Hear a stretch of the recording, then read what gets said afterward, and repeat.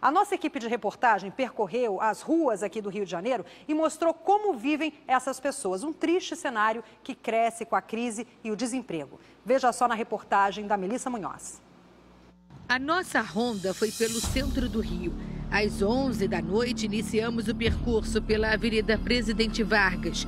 Perto do cartão postal da Candelária, avistamos moradores de rua que se amontoam em frente às agências bancárias. Até crianças pequenas estão no meio desse caos urbano. Nas avenidas Almirante Barroso e Graça Aranha, o papelão é o que separa o corpo do chão duro e frio.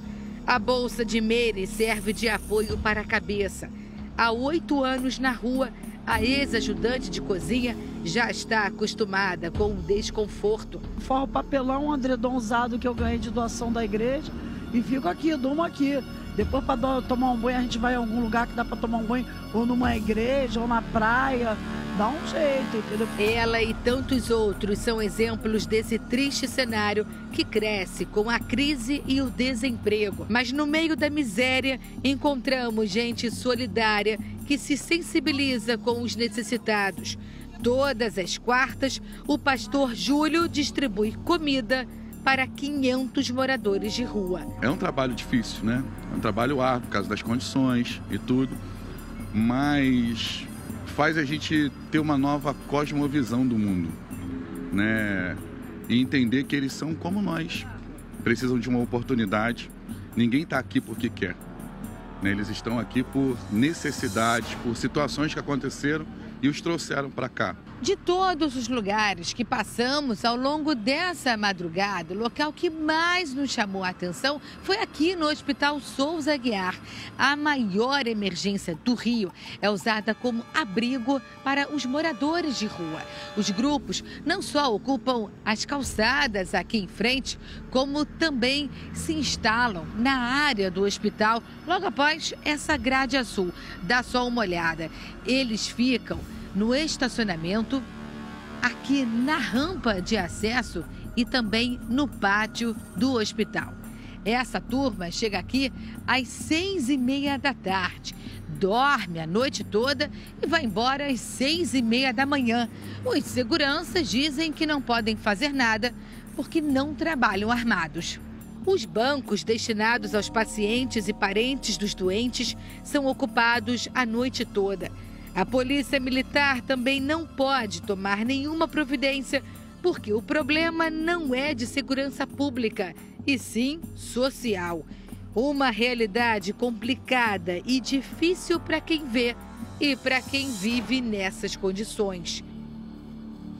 E aí eu sigo de novo para perguntar diretamente ao secretário Índio da Costa. Sei que também é uma questão da Secretaria de Assistência Social, mas sem dúvida a habitação é importante, não é, secretário? É essencial, porque não dá para continuarmos fechando os olhos para essa realidade que existe há muito tempo. E com a crise, claro, se aprofundou. Tem gente que dorme aí e vai trabalhar no dia seguinte, é porque não tem como morar perto. Então, a residência é muito longe, para pagar passagem fica difícil. Secretário, que projetos hoje estão sendo desenvolvidos pela Prefeitura para que essas pessoas saiam das calçadas do Rio de Janeiro? Olha, bom, a retomada dos abrigos, tínhamos uma série de abrigos fechados, eles foram retomados já, e a Prefeitura não tem o poder para tirar essa pessoa da rua e levar para o abrigo de forma impulsória. Então tem que fazer um trabalho de convencimento. Eu posso falar sobre o assunto porque eu acabei me especializando. Eu fui administrador do Parque do Flamengo, de Copacabana, na década de 90. E fiz muito esse trabalho entre 93 e 1996. E há que entender a população de rua. No meio da população você tem, de fato, pessoas que precisam morar em algum local e não têm onde morar, mas a grande maioria tem onde morar, brigou com a família, não quer voltar para casa, o pessoal que fica no centro da cidade, prefere dormir lá do que ir para a sua casa e voltar quando é muito distante. Muitas vezes mente para o dono da empresa, aonde é contratado, com medo do dono da empresa não pagar o vale transporte. Diz que mora por ali pertinho e não é verdade. Tem os outros também que são os catadores de papel, que vivem disso. Tem no meio desse pessoal também que está no meio da rua, pessoas que estão envolvidas com atividades não legais, e que aproveitam, se fazem de mendigo para observar locais. Então você tem que classificar todo mundo e ter uma atitude diferente para resolver o problema de cada uma dessas pessoas, que a gente chama de pessoas em condição de moradia na rua, né? Que a gente fala morador de rua. Na verdade, seria da esfera da assistência social, da saúde e da polícia. Ou seja, são trabalhos que, pelo visto, não estão sendo realizados. Porque a gente vê um crescente de moradores da rua a cada minuto, Liane. A gente encontra na Avenida Brasil, nos hospitais, também na Presidente Vargas. Ou seja, eles permanecem ali. Uma das experiências interessantes nesse período, que eu percebi, é que a grandíssima maioria anda armada.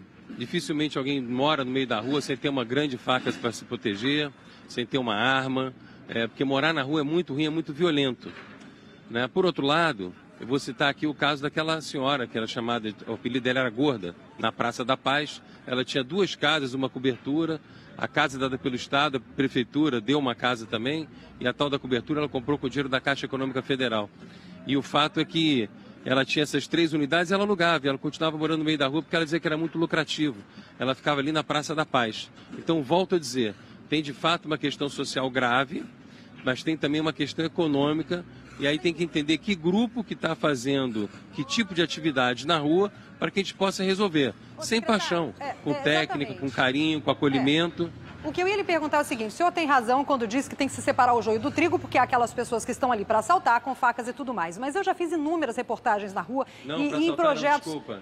Tem pessoal com faca e tudo mais para se defender, não é isso? Para se defender da violência. Isso, também para se defender. Sim. Agora, em relação eu fiz inúmeras reportagens já na rua, em ONGs e tudo mais, e o que todas essas instituições elas falam é que não existe um cadastramento, um levantamento de pessoas que estão ali. Ou seja, esse trabalho que é cadastrar, que é olhar onde é que fica, onde é que está, o que precisa exatamente, é isso que falta, segundo essas ONGs, não é? E por isso eu faço esse apelo ao senhor, mais do que uma cobrança à prefeitura, eu faço esse apelo. Vocês estão agora começando nessa tarefa, né, de observar o que tem na cidade, mas principalmente para se verificar quem está ali, quantas vagas a mais se precisa em abrigo, se são pessoas que têm casa, como fazer junto com a assistência social para que elas retomem os seus lares, trabalhar junto com as empresas também para que essas empresas tenham compreensão do momento de crise em que nós vivemos. Então, hoje, secretário, agradeço muito a sua participação aqui e mais do que essa cobrança, eu peço a sua ajuda à cidade do Rio de Janeiro.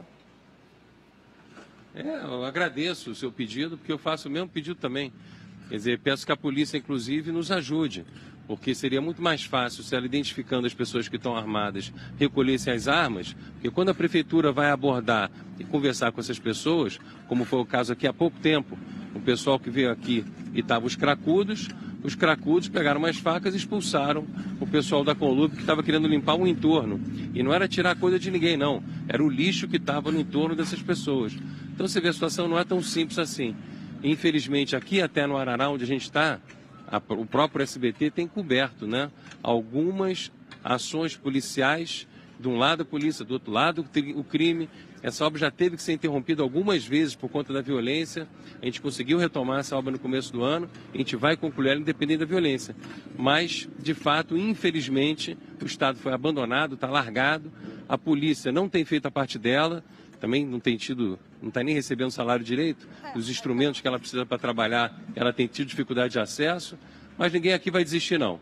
Eu hoje vou falar pela segunda vez, já tive de manhã com ele, o secretário Pedro Fernandes, que é um secretário competente da área da assistência social, para que ele avance no cadastramento, que ele me falou na manhã que ele já começou a fazer. Muito bem. Um pedido que vai ser feito hoje, né, Liane? É. Os trabalhos da Prefeitura continuam aqui no local onde aconteceu essa tragédia. Voltamos ao estúdio com você, Liane Borges. Tá certo, Caio, muito obrigada pela entrevista também ao secretário Índio da Costa. Espero que realmente a gente tenha notícias a respeito e que esse cadastramento seja feito e nós mostraremos aqui exatamente o que está sendo desenvolvido. 7h25.